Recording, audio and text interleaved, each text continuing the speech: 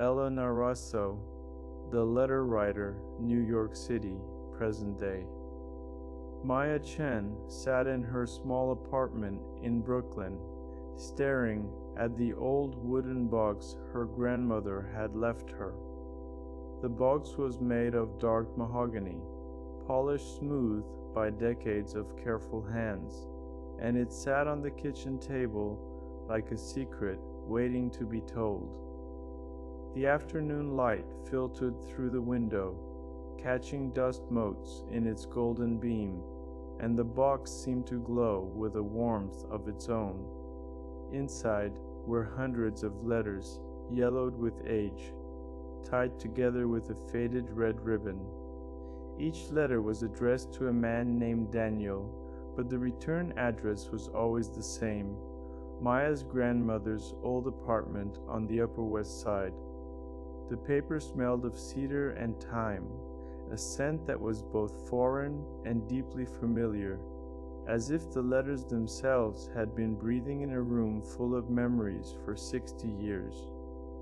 Maya had never heard her grandmother speak of a Daniel.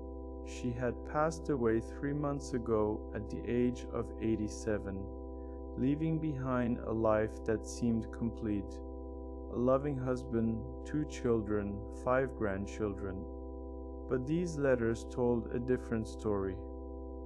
A story of young love, of missed chances, of a man named Daniel who had stolen her grandmother's heart in the summer of 1959.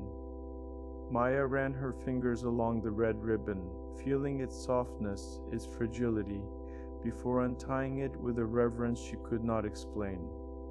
The ribbon fell away like a breath held too long. Maya began to read. The first letter was dated June 15, 1959. Dear Daniel, it began. I saw you today in Washington Square Park. You were sitting on our bench reading that same book you always carry. I wanted to walk over and sit beside you, but I was too afraid. What if you don't feel the same way? What if I'm just another girl you pass on the street? I'll come back tomorrow. Maybe tomorrow I'll be brave. The words were written in a careful hand, each letter formed with care, as if the words themselves were precious. The ink had faded from black to a deep brown, and the paper had grown thin at the folds. But the emotion in those words was as vivid as the day they were written. Maya could almost hear her grandmother's voice in each sentence, could almost see her young and beautiful, sitting at a desk in a sunlit room, writing about the man she loved. Maya read letter after letter, each one more beautiful than the last. Her grandmother had written to Daniel for 3 years, pouring out her heart in every word. She wrote about their walks through Central Park, where the chestnut trees were in full bloom and the paths were dusted with petals the color of cream. She wrote about the way he smiled when he was thinking, a slow curl of his lips that made her forget everything except the sound of his lips, that made her forget everything except the sound of his breathing. She wrote about the night they danced under the stars at a rooftop party, when the city was quiet below them and the sky was so full of light it seemed to pulse with life. She wrote about her fears, her dreams, her hopes for a future with him. She wrote about the day they first met at a bookshop in Greenwich Village. Daniel had reached for the same copy of The Great Gatsby that she was reaching for, and their hands had touched. I knew right then, Clara wrote, that my life would never be the same.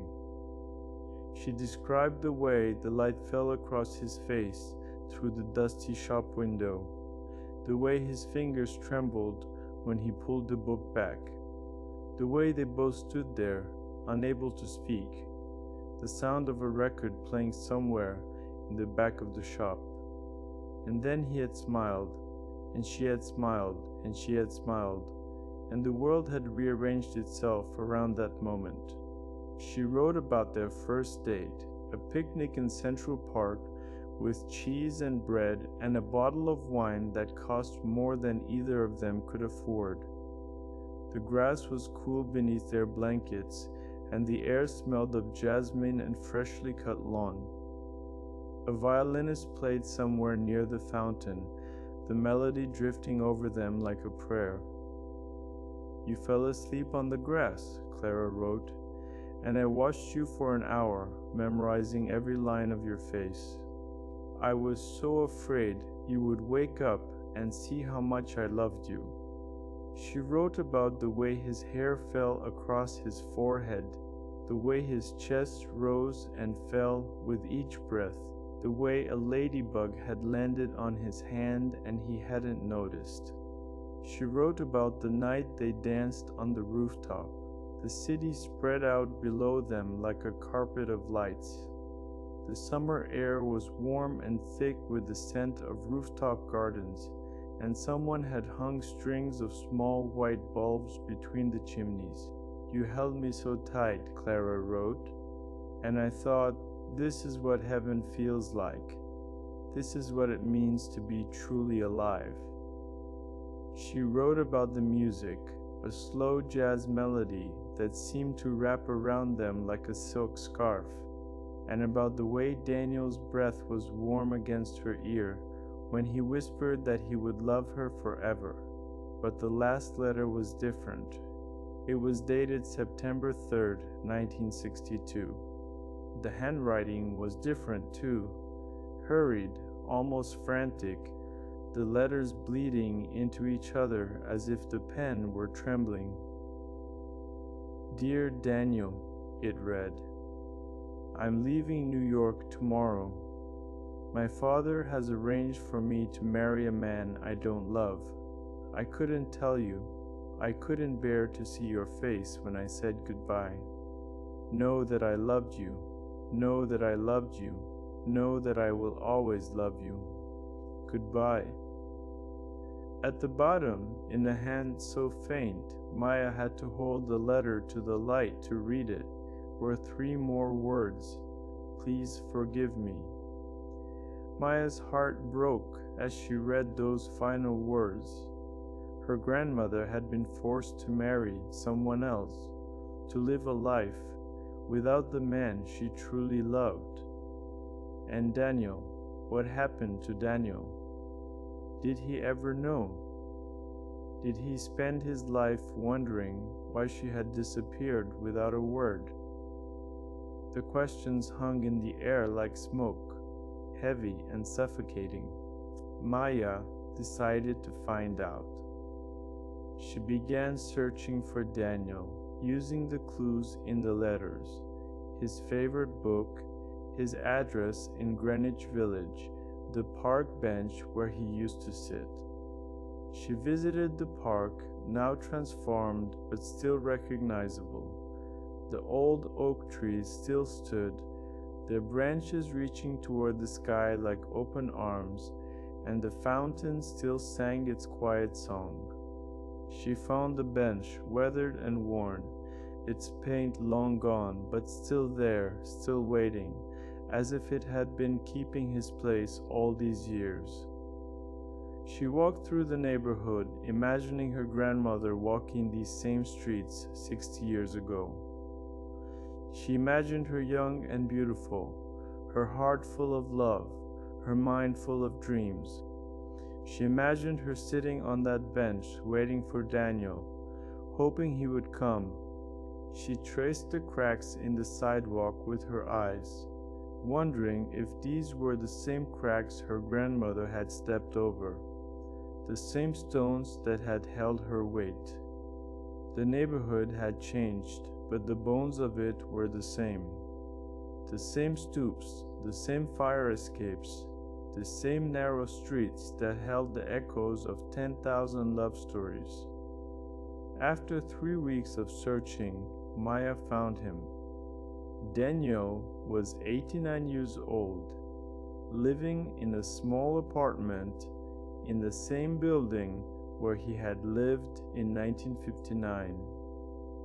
The building was older now, Its bricks faded to a soft rose color, its fire escapes rusted and sagging, but it still had the same quiet dignity it had always had. A faded welcome mat sat at the front door, and a small window box held 3 struggling geraniums. Maya climbed the stairs to the 4th floor, counting each step as if she were climbing towards something sacred, and knocked on the door. Daniel opened it slowly, his movements careful and deliberate, the way old people move when they know their bodies are fragile. He was tall and thin, his hair white as snow, his shoulders bent with the weight of years. His eyes were cloudy with age. But when Maya told him about the letters, something sparked in them. It was as if a lamp had been lit behind his eyes, illuminating a room that had been dark for a very long time. "Clara," he whispered, using her grandmother's name. "I've been waiting for her letters my whole life." His voice was barely a sound, a breath shaped into a word, and it carried 60 years of longing within it. Maya learned that Daniel had never married.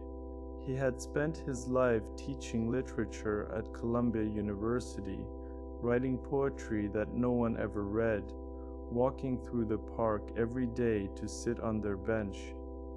He had loved Clara for 60 years, and he had never stopped hoping that one day she would come back to him. His apartment was full of books, shelves lined every wall, stacked floor to ceiling, a lifetime of stories that had kept him company in his solitude. "I waited for her," Daniel said, his voice thick with emotion.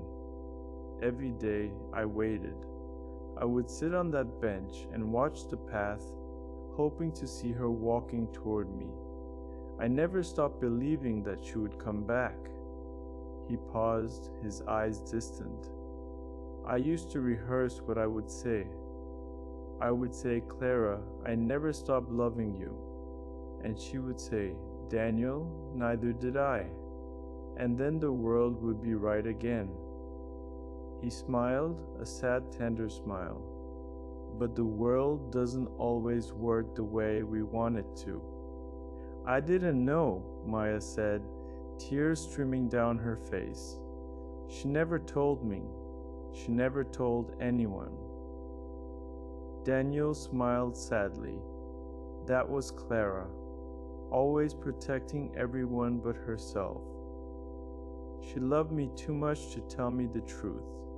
She thought she was saving me from pain, but she only made it worse." Maya brought the letters to Daniel, and he read every single one of them that afternoon. He sat in his armchair by the window, the autumn light falling across his face like a benediction, and he read each letter slowly, savoring every word. Sometimes he smiled, and sometimes he cried, and sometimes he just sat there, lost in memories of a love that had lasted a lifetime. His lips moved silently as he read, as if he were having a conversation with her across the decades. When he reached the last letter, the one with the 3 faint words at the bottom, he held it against his chest and closed his eyes. When he finished, he looked up at Maya with eyes full of tears. "Thank you," he said. "Now I know she loved me too. That's all I ever wanted to know." Maya visited Daniel every week after that. She brought him food, read to him, listened to his stories about the old days.